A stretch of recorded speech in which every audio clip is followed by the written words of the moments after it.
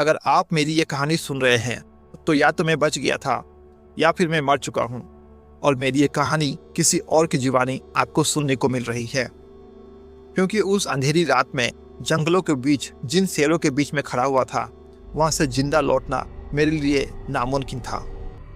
तो हेलो दोस्तों, मैं रवि, 25 साल का एक आम लड़का। मैं कोई बड़ा आदमी नहीं हूँ, लेकिन मेरे सपने काफ़ी बड़े हैं और इन सपनों को पूरा करने के लिए मैं दिन रात मेहनत भी करता हूँ और मुझे अपनी मेहनत पर पूरा यकीन है। मुझे अभी भी ऐसा लगता है कि मैं एक दिन अपने सारी गोल्स को अचीव कर पाऊँगा और इसीलिए मैं कई सारी मल्टीपल प्रोजेक्ट्स पर काम भी कर रहा था। घर की जिम्मेदारियाँ, पैसों की टेंशन, भविष्य का डर, ये सब मानो मेरे ऊपर इस प्रकार से चढ़ा हुआ था जैसे कि किसी अदृश्य बोझ को मैंने अपने ऊपर लाद रखी थी। हालांकि मैं अपने आप को हमेशा समझाया करता था कि ये सभी बातें परमानेंट नहीं होती है और मैं इन सभी बातों को अब काफ़ी हद तक समझ भी चुका था। यदि मैं अपने दोस्तों के बारे में बताऊं तो मेरे दोस्त लगभग ना के बराबर थे। हालांकि मैं इस बात से काफ़ी खुश था क्योंकि मेरे पास अब इतने समय थे जिससे मैं अपने फ्यूचर प्रोजेक्ट्स पर इन्वेस्ट कर सकता था। लेकिन आपका कोई एक अच्छा दोस्त ना होना भी अपने आप में एक बहुत बड़ी ट्रेजेडी होती है, क्योंकि यदि आपके पास एक सच्चा दोस्त ना हो तो आपके लिए ये काफ़ी मुश्किल होता है कि आप अपने मन की बातों को किसी के साथ शेयर करें। ऐसे में आपको अपनी सारी बातें अपने मन में ही रखनी पड़ती है। इसीलिए यदि आप लोगों को मौका मिले तो एक सच्चा दोस्त जरूर बनाइएगा। खैर, अब अपने बारे में और ज़्यादा नहीं बताऊंगा और बात करता हूँ उस घटना के बारे में जिसने मेरी ज़िंदगी को बदल दिया था। इस घटने की शुरुआत होती है एक क्रिकेट मैच से। जी हाँ, क्रिकेट मैच। हालांकि मुझे क्रिकेट देखना काफ़ी पसंद नहीं है, लेकिन यह एक ऐसा क्रिकेट मैच होने वाला था जिसे मैं चाहकर भी अवॉइड नहीं कर सक रहा था और ये मैच था इंडिया वर्सेस पाकिस्तान। मेरे लिए काफ़ी सरप्राइजिंग था क्योंकि ये मैच हमारे ही शहर में हो रही थी, हमारे एक छोटे से टाउन में। मुझे विश्वास नहीं हो रहा था कि ये कैसे हो सकता है। क्या हमारे शहर में भी इंडिया वर्सेस पाकिस्तान जैसे इतने बड़े मैच को ऑर्गेनाइज किया जा सकता है? और मुझे रह रह करके इस बात पर विश्वास नहीं हो रहा था। लेकिन जो भी हो, क्रिकेट मैच तो होने वाला था और इसीलिए मेरे लिए एक प्रकार का लाइफ टाइम अपॉर्चुनिटी होने वाली थी कि मैं अपने ही शहर में इंडिया वर्सेस पाकिस्तान जैसे इतना बड़ा क्रिकेट मैच अपने ही शहर में होता हुआ देखूं। तो क्या था, मैंने भी प्लान कर लिया था कि चाहे जो कुछ भी हो जाए मैं इस मैच को जरूर देखने जाऊंगा। मैंने सब कुछ तैयारियां कर ली थी और मैच जाने के लिए मैंने अपना स्कूटी उठाई और मैच देखने के लिए निकल गया। अब मैं उस जगह पहुंच चुका था जहां पर मैच चल रहा था। काफ़ी लोग जुटे थे, चारों तरफ काफ़ी भीड़ ही भीड़ थी, शोर ही शोर था। कुछ घंटों के लिए मानो मुझे ऐसा लग रहा था कि मैं किसी और जगह आ चुका हूँ, ये मेरा शहर है ही नहीं। हालांकि मैच ख़त्म हुआ और अब मैच को देखने के बाद से अब मुझे अपने घर लौटना था। मैच ख़त्म होने के बाद से काफ़ी रात हो गई थी और रास्ते में ही घर आते आते काफ़ी देर हो रही थी। और क्योंकि मैंने आपको पहले ही बताया था कि मेरे कोई दोस्त नहीं थे, इसलिए मैं अकेला ही आया था और अब मुझे अकेला ही घर जाना था। हालांकि वहाँ से मेरा घर काफ़ी दूर था और इस अंधेरी रात में मुझे इस पूरे सफ़र को तय करना था। हालांकि अंधेरी रात होने के बावजूद मुझे कोई ज़्यादा डर महसूस नहीं हो रही थी, क्योंकि आमतौर पर लोगों को अंधेरी रात में अकेले सफ़र करते समय काफ़ी डर महसूस होता है। यहाँ पर मैं अपने दिल की एक बात को भी शेयर करना चाहूँगा। ज़्यादातर लड़कों की समस्या ये होती है कि वो अपने अंदर के डर को दुनिया तक दिखाना नहीं चाहते हैं। वो कई बार जताते हैं कि उन्हें अंधेरे से डर नहीं लगता, लेकिन हकीकत ऐसा नहीं है। उन्हें भी अंधेरे से डर लगता है, बस वो दुनिया के सामने एडमिट नहीं करते। खैर, अब वापस से कहानी की तरफ आगे बढ़ते हैं। अब मैं उस अंधेरी रात में सफ़र को तय करते हुए अपने घर की तरफ बढ़ रहा था, परंतु आगे का रास्ता अब इतना आसान नहीं होने वाला था, क्योंकि आगे का रास्ता एक जंगल से होकर के गुजरने वाला था। हालांकि दिन के वक्त कई बार मैं इस रास्ते से होकर के गुजर चुका था, लेकिन ये पहली बार था जब मैं इतनी रात को, वो भी अकेला, उस रास्ते से होकर के गुजर रहा था। अब मैं ठीक उस जंगल के बीचों बीच पहुंच चुका था। जंगल के बीचों बीच से वो रास्ता गुजर रहा था और जंगल की दोनों तरफ काफ़ी अंधेरा था। चारों तरफ सन्नाटा छाया हुआ था। हवा की आवाज़ आ रही थी, पट्टों की सरसराहट मुझे सुनाई दे रही थी। इसलिए मैंने यही निर्णय किया कि मुझे जल्द से जल्द इस रास्ते से निकल जाना चाहिए। तभी कुछ दूर आगे चलने के बाद से मैंने अपनी आंखों से कुछ ऐसा देखा जिसे देख करके मैं काफ़ी हैरान रह गया। मैं जो अपने आंखों से देख रहा था, मुझे विश्वास नहीं हो रहा था कि ये मैं क्या देख रहा हूँ। मैंने देखा कि रास्ते के किनारे दो खूंखार शेर बैठे हुए थे और उनकी नज़र दूसरी तरफ थी, यानी कि उन्होंने अभी तक मुझे देखा नहीं था, लेकिन काफ़ी दूर से ही मैंने उन्हें देख लिया था और अब मुझे समझ में नहीं आ रहा था कि मुझे क्या करना चाहिए। उन शेरों को देखने के बाद से मानो मुझे अपनी मौत का एहसास हो रहा था। मेरा शरीर मानो सुन्न सा हो गया था। दिल की धड़कनें काफ़ी तेज होने लगी थी। अभी तक मैंने इस तरीके के खूंखार जानवरों को या तो टीवी में देखा था या फिर चिड़ियाखाने में, लेकिन जिस तरीके से मैंने ऐसे खूंखार जानवरों को देखा था, मैं अंदर से काफ़ी डर चुका था। मैं समझ चुका था कि यदि मैं यहाँ पर कुछ और देर तक रुका तो ये शेर मुझे देख लेंगे और फिर क्या, ये लोग अपना रात का डिनर मुझे ही बना लेंगे। इसीलिए जैसे तैसे मैंने अपने दिल को मजबूत कर लिया और मैंने निर्णय किया कि मैं आहिस्ता से यहाँ से आगे निकल जाऊँगा। और मैंने बिल्कुल वैसा ही किया।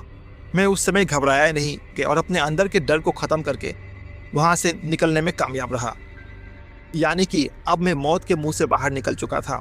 अब मुझे इस बात की संतुष्टि थी कि मैं अब अपने घर को पहुँच पाऊँगा। लेकिन ये क्या, जैसे ही थोड़े दूर और आगे बढ़ा, मैंने कुछ ऐसा देख लिया जिसने मुझे वापस से डरा दिया। अब की बार जो मैंने देखा वो पिछले बार से भी ज़्यादा भयानक था। काफ़ी दूर से ही मैंने नोटिस किया कि सड़क के दोनों ही तरफ शेरों के कई झुंड बैठे हुए हैं। यानी कि लगभग 15 से 20 शेर एक झुंड बना करके वहाँ बैठे हुए थे। और फिर क्या था, इसने मेरे टेंशन को वापस से बढ़ा दिया। मुझे समझ में नहीं आ रहा था कि मैं करूँ क्या, क्योंकि मैं पहले ही पीछे के रास्ते से 2 शेरों को चकमा दे करके आया हूँ और अब आगे रास्ते में शेरों का पूरा झुंड ही बैठा हुआ है। मुझे कुछ समझ में नहीं आ रहा था कि मैं क्या करूँ। और अब मुझे ये यकीन हो गया था कि शायद आज की ये रात मेरी आखिरी रात होने वाली है। हालांकि वहाँ से मेरा घर अब ज़्यादा दूर नहीं था और यदि मैं पीछे जाता तो भी मरने का ही डर था। मेरी स्थिति ऐसी थी कि आगे भी मौत और पीछे भी मौत। ऐसे में एक बार फिर से मैंने निर्णय किया कि चाहे कुछ भी हो जाए, मैं इस जंगल से भरे रास्ते से निकल करके ही रहूँगा। मुझे समझ में आ चुका था कि इन शेरों ने मुझे अभी तक देखा नहीं है और इसीलिए मुझे बिना आवाज़ किए यहाँ से आगे निकल जाना है। और इसी निर्णय के साथ मैं जैसे ही आगे बढ़ा, अचानक से एक आदमी मेरे सामने आकर के खड़ा हो गया। मगर ये क्या, अब ये कौन था जो एकाएक मेरे सामने आ रहा है? और उसे देखने के बाद से तो मैं और भी हैरान रह गया। और अब जो मैं कहूँगा उसे सुनने के बाद से तो आप लोग भी विश्वास नहीं कर पाएंगे, क्योंकि मैंने एक ऐसे आदमी को देखा था जिसे मैंने टेलीविज़न शो पे देखा था। हाँ, मुझे अब भी याद है, बचपन में मैं अपनी माँ के साथ एक टीवी शो देखा करता था जिसमें मैंने इसी आदमी को शिव जी का रोल निभाते हुए देखा था और इसीलिए अंदर ही अंदर मैं इस व्यक्ति का काफ़ी सम्मान किया करता था। हालांकि मुझे यह पता नहीं था कि इस तरीके से मुझे कभी इस व्यक्ति से ऐसे मुलाकात करना पड़ेगा। हालांकि इस व्यक्ति ने काफ़ी आम से कपड़े पहने हुए थे। उस समय उस व्यक्ति ने एक टी-शर्ट और पैंट पहनी हुई थी, जिसे देख करके मैं भी काफ़ी आश्चर्य में था। और वो व्यक्ति अकेला नहीं था, उसके साथ एक और दुबले पतले से आदमी भी था। हालांकि वो आदमी दिखने में भले ही दुबला पतला था, लेकिन वो व्यक्ति मेरे तरह डरा हुआ नहीं था और वो काफ़ी साहसी लग रहा था। ऐसा लग रहा था कि मानो वो व्यक्ति ऐसे खूंखार शेरों को कई बार झेल चुका है। और हाँ, उनके साथ एक छोटी बच्ची भी थी जो कि काफ़ी डरी हुई थी। उस व्यक्ति ने अपने मुख पर अपनी उंगलियों को रखते हुए मुझे चुप रहने के लिए कहा और उन्होंने मुझसे आहिस्ता से कहा कि मैं चुप रहूं और चिल्लाऊं ना और आवाज़ ना करूं। वो व्यक्ति आगे ये भी बताते हैं कि मैं उनके पीछे पीछे चलूं और वो मुझे समझाते हैं कि जैसे जैसे हम आगे जंगल में चलेंगे, हमें अपने अंदर के डर को मारना होगा, क्योंकि यदि ऐसे स्थिति में हम डर महसूस करेंगे तो जंगल में बैठे ये शेर हमारे अंदर के डर को भांप लेंगे और इसी डर का फ़ायदा उठा करके ये हम पर अटैक कर देंगे।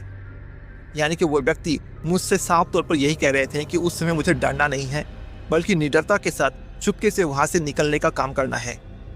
अब मुझे इन दोनों व्यक्तियों का साथ मिल चुका था और मैं अंदर ही अंदर काफ़ी साहस महसूस कर रहा था।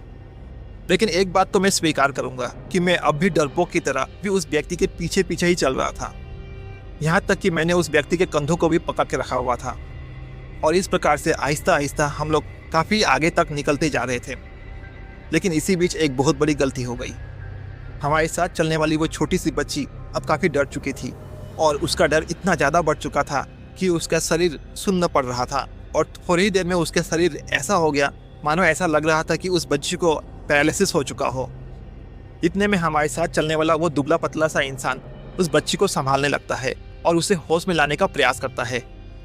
इसी बीच मुझे डर लग रहा था कि कहीं हमारी बातों को सुन करके जंगल की शेर हमारी तरफ ही ना आ जाए। लेकिन ये क्या था, जैसे ही चारों तरफ मैंने नज़र दौड़ाया तो मुझे महसूस हुआ कि अब हम जंगल से बाहर निकल चुके थे, यानी कि अब हम सेफ जोन में थे। हालांकि इन सब के बावजूद मैं काफ़ी डरा हुआ था। मेरा पूरा शरीर पसीने से भीग गया था और तभी जाकर के मुझे सच्चाई का पता चलता है, क्योंकि उसी समय मेरी नींद टूट जाती है और मैंने अपने आप को अपने बिस्तर पर पाया। मैं वाकई में पसीने से भीग चुका था और अब तक जो मैं देख रहा था वो हकीकत नहीं बल्कि मेरा सपना था। हालांकि ये सपना काफ़ी डरावना जरूर था, लेकिन इस सपने ने मुझे काफ़ी कुछ सिखा दिया। और ये सब केवल मेरी ज़िंदगी की बात नहीं है, आज लगभग बहुत सारे लड़कों की लाइफ लगभग ऐसे ही चल रही है। इसीलिए हमें अपने जीवन की वास्तविकता को समझते हुए आगे बढ़ने का काम करना होगा। मुझे अपने सपने का एहसास हो चुका था और मुझे समझ में आ चुका था कि ये शेर जिन्हें मैं अपने सपने में देख रहा था आखिर ये क्या थे। ये कुछ और नहीं बल्कि मेरे ही जीवन की मेरी परेशानियां थी, मेरी जिम्मेदारियां जिसे मैं अपने लिए एक बोझ मान चुका था। मेरे जीवन में असफलता का डर, भविष्य की अनिश्चितता, इन सभी को लेकर के कहीं ना कहीं मैं अंदर ही अंदर काफ़ी डर रहा था। लेकिन आखिर वो आदमी कौन था जो मुझे गाइड करते हुए जंगल से बाहर निकलने का काम कर रहा था?